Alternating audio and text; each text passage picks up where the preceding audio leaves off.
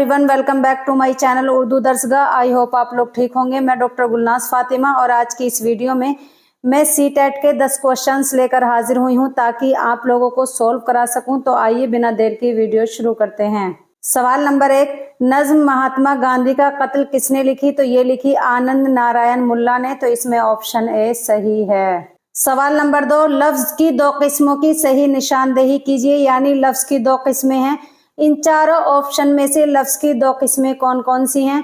तो इसमें कौन सा सही होगा? ऑप्शन सी सही है। लफ्ज की दो किस्में हैं, पहली है मौजू, दूसरी है मुहमल। यानी मौजू किसको कहते हैं? मानेदार लफ्ज को क्या कहते हैं? मौजू कहते हैं। और गैर मानादार लफ्ज को क्या कहते हैं? मुहमल कहते हैं। ये दोनों किस्में क्या हैं? लफ्ज की हैं। सवाल नंबर 3, सैर देहरादून किसकी नज्म है? ये नज्म है ब्रिज नारायण चकबस्त की। तो इसमें ऑप्शन डी सही है। सवाल नंबर 4, गजल के लुग़वी माने क्या हैं?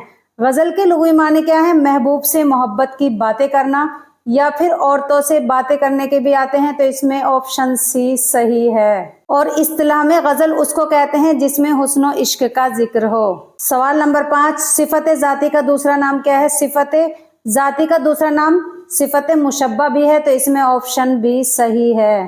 ये सिफत अपने मौसूफ की जाती खुसूसियात बयान करती है। यानी ये सिफत उस शख्स की या चीज की अंदरूनी हालत और कैफियत को बतलाती है, जैसे मोटा, पतला, अक्लमंद वगैरह। सवाल नंबर 6, उसे हमने बहुत ढूंढा न पाया।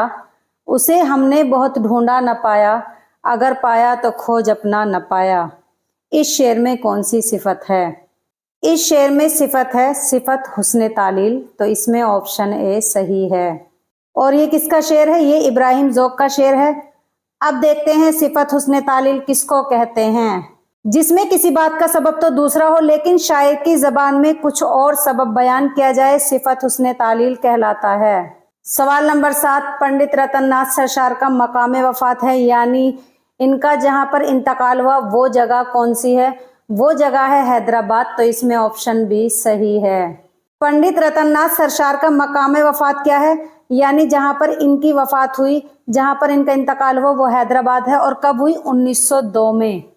जबकि इनकी पैदाइश 1848 में लखनऊ में कश्मीरी घराने में हुई। सवाल नंबर 8, मरसिए का आखिरी जुज कहलाता है, यानी क्या कहलाता है?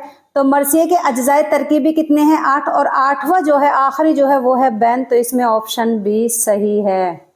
सवाल नंबर 9, मुंह से फूल झड़ना, ये एक मुहावरा है और इसका क्या मतलब है?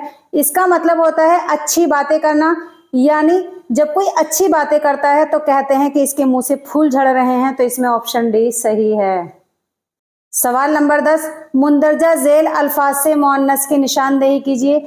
यानी इन चारों ऑप्शन में से क्या है? मुअन्नस को पहचानना है। तो ऑप्शन ए में क्या है? हाथी। तो ये क्या है? मुजक्कर है। मुअल्लिम भी मुजक्कर है, हिरन भी मुजक्कर है। मुअन्नस क्या है? सास। सास इसमें मुअन्नस होगी। तो ऑप्शन डी सही है। मुअन्नस वो इसमें है जो मादा के लिए बोला जाता है, जैसे लड़की, कुर्सी, सास, बहन वगैरह, ये सब क्या है? मुअन्नस है। मुझे उम्मीद है आप लोगों को ये वीडियो अच्छे से समझ में आ गई होगी। अगर आप लोगों को हमारी इन तमाम वीडियो से थोड़ा सा भी फायदा हो रहा हो तो आप लोग हमारे चैनल उर्दू दर्सगाह को सब्सक्राइब करना ना भूलें। और हो सकता है प्लीज़ मुझसे कोई गलती हो जाती हो तो आप लोग मेरी इस्लाह ज़रूर किया करें और अपना फीडबैक याद से ज़रूर दें। मुझे आप लोगों के फीडबैक का इंतज़ार रहता है। नेक्स्ट वीडियो में फिर हाजिर होंगी एक और वीडियो के साथ। तब तक आप लोग अपना ख्याल रखें, अच्छे से तैयारी करते रहें, खुश रहें। अल्लाह हाफिज़।